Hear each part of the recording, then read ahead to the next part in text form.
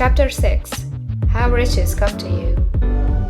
When I say that you do not have to drive sharp bargains, I do not mean that you do not have to drive any bargains at all, or that you are above the necessity for having any dealings with your fellow man. I mean that you will not need to deal with them unfairly.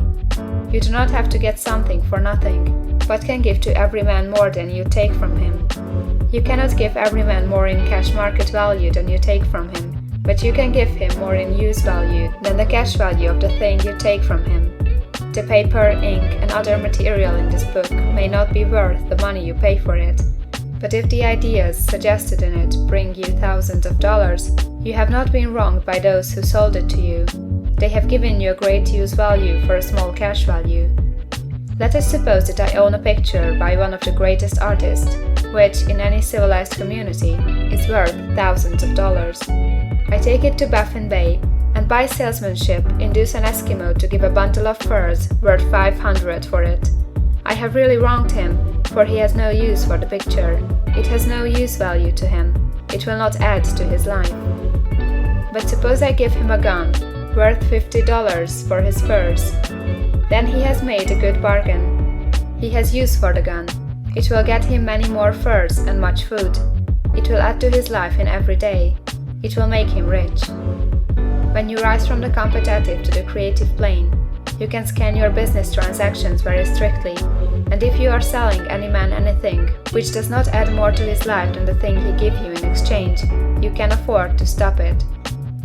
You do not have to beat anybody in business, and if you are in a business which does beat people, get out of it at once. Give every man more in use value than you take from him in cash value. Then you are adding to the life of the world by every business transaction. If you have people working for you, you must take from them more cash value than you pay them in wages. But you can so organize your business that it will be filled with the principle of advancement, and so that each employee who wishes to do so may advance a little every day. You can make your business do for your employees what this book is doing for you. You can so conduct your business that it will be a sort of ladder, by which every employee who will take the trouble may climb to riches himself. And given the opportunity, if you will not do so, it is not your fault. And finally, because you are to cause the creation of your riches from formless substance which permeates all your environment, it does not follow that they are to take shape from the atmosphere and come into being before your eyes. If you want a sewing machine, for instance, I do not mean to tell you that you are to impress the thought of a sewing machine on thinking substance until the machine is formed without hands, in the room where you sit or elsewhere. But if you want a sewing machine, hold the mental image of it with the most positive certainty that it is being made, or is on its way to you. After once forming the thought, have the most absolute and unquestioning faith that a sewing machine is coming. Never think of it or speak of it in any other way than as being sure to arrive. Claim it as already yours. It will be brought to you by the power of the Supreme Intelligence acting upon the minds of men. If you live in Maine, it may be that a man will be brought from Texas or Japan to engage in some transaction which will result in your getting what you want. If so, the whole matter will be as much to that man's advantage as it is to yours. Do not forget for a moment that the thinking substance is through all, in all, communicating with all, and can influence all.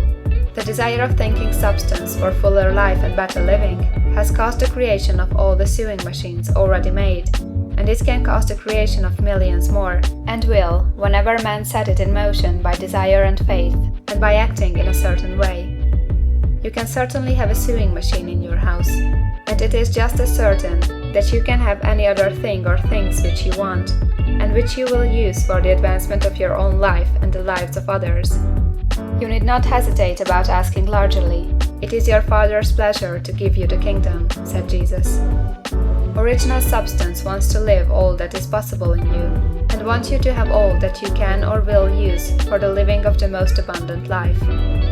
If you fix upon your consciousness the fact that the desire you feel for the possession of riches is one with the desire of omnipotence for more complete expression, your faith becomes invincible. Once I saw a little boy sitting at a piano and vainly trying to bring harmony out of the keys, and I saw that he was grieved and provoked by his inability to play real music. I asked him the cause of this vexation, and he answered, "I can feel the music in me, but I can make my hands go right.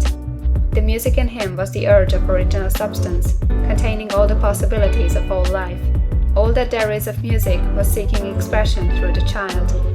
God, the one substance, is trying to live and do and enjoy things through humanity.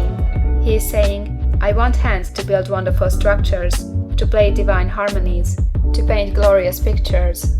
I want feet to run my errands, eyes to see my beauties, tongues to tell mighty truths, and to sing marvelous songs, and so on. All that there is of possibility is seeking expression through man. God wants those who can play music to have pianos and every other instrument, and to have the means to cultivate their talents to the fullest extent. He wants those who can appreciate beauty to be able to surround themselves with beautiful things. He wants those who can discern the truth to have every opportunity to travel and observe. He wants those who can appreciate dress to be beautifully clothed, and those who can appreciate good food to be luxuriously fed. He wants all these things because it is himself that enjoys and appreciates them. It is God who wants to play and sing and enjoy beauty and proclaim truth and wear fine clothes and eat good foods. It is God that worketh in you to will and to do, said Paul. The desire you feel for riches is the infinite seeking to express himself in you, as he sought to find expression in the little boy at the piano. So you need not hesitate to ask largely.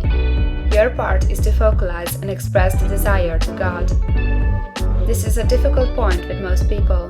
They retain something of the old idea that poverty and self-sacrifice are pleasing to God.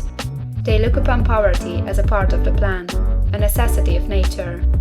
They have the idea that God has finished his work and made all that he can make, and that the majority of men must stay poor, because there is not enough to go around. They hold so much to this erroneous thought that they feel ashamed to ask for wealth. They try not to want more than a very modest competence, just enough to make them fairly comfortable. I recall now a case of one student who was told that he must get in mind a clear picture of the things he desired, so that the creative thought of them might be impressed on formless substance. He was a very poor man, living in a rented house and having only what he earned from day to day, and he could not grasp the fact that all wealth was his. So, after thinking the matter over, he decided that he might reasonably ask for a new rug on the floor of his best room and an anthracite coal stove to heat the house during the cold winter. Following the instructions given in this book, he obtained these things in a few months, and then it dawned upon him that he had not asked enough. He went through the house in which he lived, and planned all the improvements he would like to make in it. He mentally added a bay window here, a room there, until it was complete in his mind as his ideal home, and then he planned its furnishings. Holding the whole picture in his mind, he began living in a certain way, and moving toward what he wanted. And he owns the house now, and is rebuilding it after the form of his mental image. And now, with still larger faith, he is going on to get greater things. It has been unto him according to his faith, and it is so with you and with all of us. End of chapter 6.